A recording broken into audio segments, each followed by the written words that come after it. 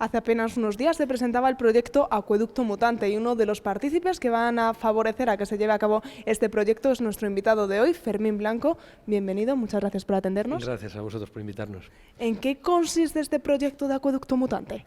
El proyecto del Acueducto Mutante es una propuesta que lanzamos a la comunidad educativa. Nosotros llevamos años trabajando desde una plataforma de muchas asociaciones, grupos, que bajo el común nombre de Sistema Lupo pretende introducir conceptos de la arquitectura y favoreciendo procesos educativos, sobre todo en la comunidad educativa. Hemos trabajado mucho en museos, en centros educativos fuera de lo que es la educación formal y ahora estamos lanzando una serie de propuestas relativas a, bueno, directamente dirigidas a los centros. O sea, Acueducto Mutante pues va a ser un intento de esto, un intento de trabajar con, en este caso estamos en Segovia, con el acueducto, de una manera activa, de una manera en la que ellos van a poder trabajar con bloques y vamos a poder ir construyendo no solo nuestros acueductos, sino otros acueductos también del antiguo imperio, ¿no? Los centros educativos se podrán apuntar a esta iniciativa, a este proyecto, hasta principios del mes de marzo. De marzo, sí. ¿Qué requisitos tienen que tener para poder optar, para poder participar dentro de este proyecto? No, es un programa abierto, los centros pueden apuntarse, es gratuito y nosotros lo que vamos a hacer en colaboración con el ayuntamiento es primero una jornada de formación para profesores, para que sepan, formación e información, para que sepan en qué consiste y luego pues lanzar una serie de talleres a aquellos centros que se apunten. Nos comentabas ese sistema Lupo, ese proyecto Lupo para introducir la arquitectura, de cierto modo, al mundo educativo. ¿Es necesario, está muy olvidado la arquitectura en los centros educativos? No es que esté olvidado la arquitectura y el entorno, porque la arquitectura habla de todas las escalas, habla desde el objeto mediador, es decir, las pequeñas arquitecturas que tenemos en el aula, la arquitectura son los muebles, la arquitectura es el espacio, la arquitectura es la ciudad y la arquitectura es el territorio entero. Entonces, la arquitectura es todo, nos movemos entre la arquitectura y el mundo educativo es muy consciente de eso, de siempre. Lo que ocurre es que en los últimos 10 años ha habido una tendencia muy grande desde la arquitectura a darse cuenta de la potencia que tiene la arquitectura como profesión y como disciplina y los valores que transmite y la posibilidad de colaborar con la educación, más aún de lo que ya se estaba haciendo hasta entonces. Entonces, pues existen determinados grupos que trabajan, cada uno desde su punto de vista, unos más desde el punto de vista energético, otros más desde el planeamiento, otros desde la propia construcción, en este caso con los bloques lógicos, y en los que se apoyan procesos educativos que ya la educación los tiene interiorizados, pero que nosotros aportamos nuevas visiones, nuevas posibilidades, nuevas maneras de entender.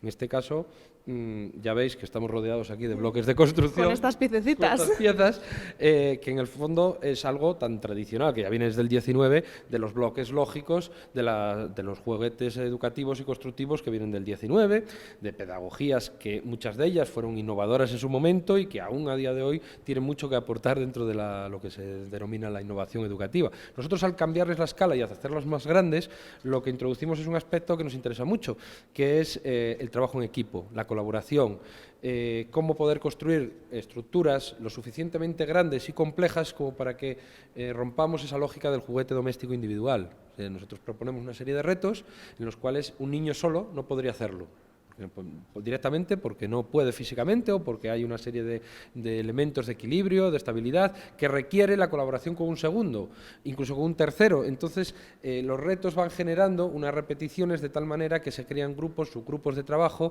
y ahí aparecen los roles. Ahí aparecen los roles de quién dirige, quién toma decisiones, quién trabaja, cómo se ordena, y es ahí donde empieza una riqueza que nosotros pues, hemos visto en los últimos años que es muy interesante y claro, nosotros empezamos yo siempre hablo de nosotros porque somos muchos, yo estoy aquí en representación de un equipo donde ya hay educadores, donde hay psicólogos, donde hay gente, historiadores, donde por un lado nos interesa la transferencia del conocimiento, es decir, trabajar sobre un tema pero tratado desde un punto de vista académico y científico, no vamos a hablar de cosas sabidas, sino decir, bueno, pues si vamos a hablar de acueductos en este caso, o vamos a hablar de nuestro patrimonio, vamos a ir a las cátedras de las universidades, vamos a ir a hablar con los investigadores que realmente saben de esto, vamos a saber qué es lo nuevo de Roma, cómo han ido evolucionando los conocimientos sobre esto y vamos a transmitírselo a los niños. No vamos simplemente a contarle lugares comunes, sino vamos a aprender de los que saben y realmente vamos a generar un proceso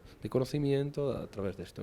Gran parte del programa educativo aquí está colgado de unas investigaciones de Isabel Rodà, que es la catedrática en arqueología de la Universidad Autónoma de Barcelona, trabaja en Tarragona, que es otro de los polos grandes en España, en la España académica, donde se estudia mucho, junto con Segovia, Mérida, son los grandes centros romanos donde la universidad también apoya mucho con sus investigaciones. Entonces a nosotros nos interesa eso, nos interesa ir a las excavaciones arqueológicas de Gijón, donde se están descubriendo nuevos hallazgos que revolucionan parte de lo que conocíamos del mundo romano. O sea, el mundo romano, como el mundo histórico en general, también a medida que se estudia, que se investiga, se va conociendo más y nuestros conocimientos tienen que ir actualizándose, independientemente que luego exista el juego.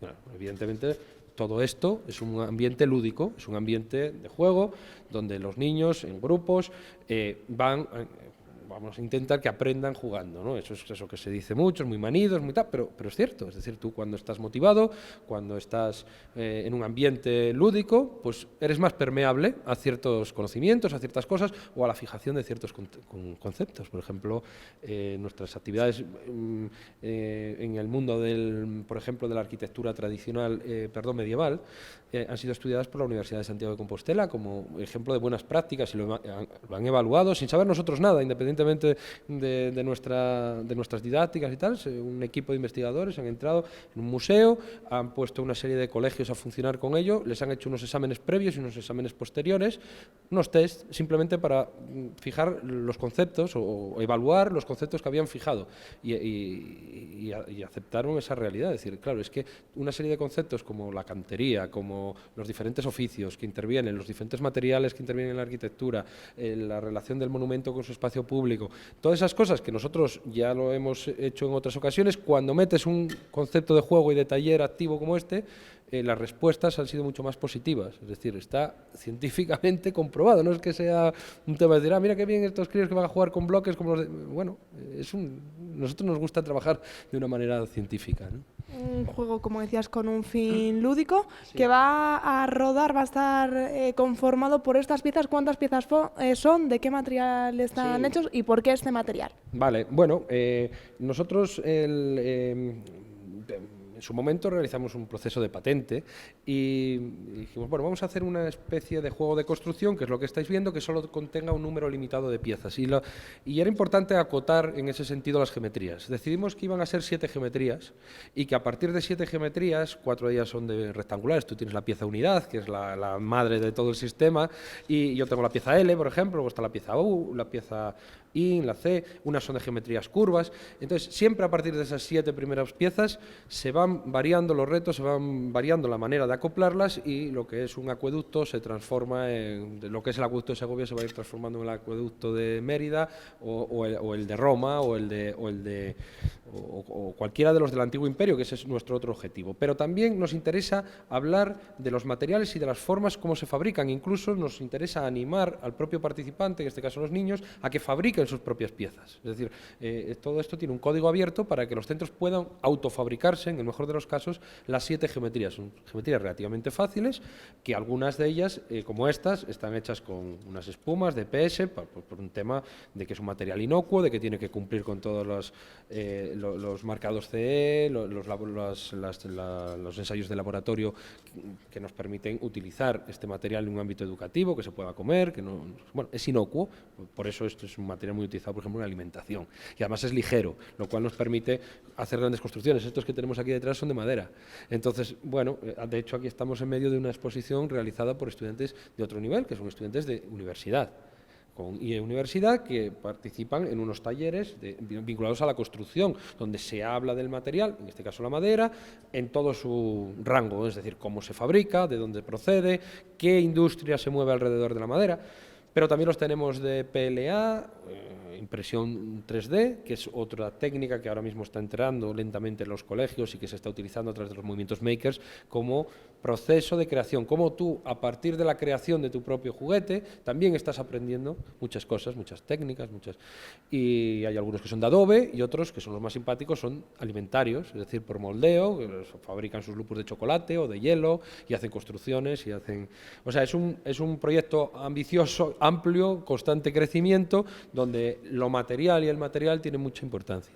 Pues nos comentabas precisamente que en donde estamos sentados es otra exposición hecho a base de madera, pero con el mismo objetivo. Nosotros nos vamos a quedar con este proyecto de acueducto mutante. Fermín, muchísimas gracias por contárnoslo, por acercárnoslo, y ya nos darás los resultados, a ver qué tal se desarrolla este proyecto educativo. Venga, pues tendréis noticias. Ahora el plan es que cada colegio asuma un poco este material que viene en cajas y que empecemos a desarrollar, y que fruto del proceso de ir haciendo, nuestros estudiantes, nuestros alumnos de aquí de Segovia se empiecen a crear una red con todas las ciudades que conservan acueductos del antiguo imperio, así que empezaremos a hacer esos lazos internacionales desde Segovia, y todo ese material pues lo iremos uniendo en un blog y en unas webs que espero se haga pública.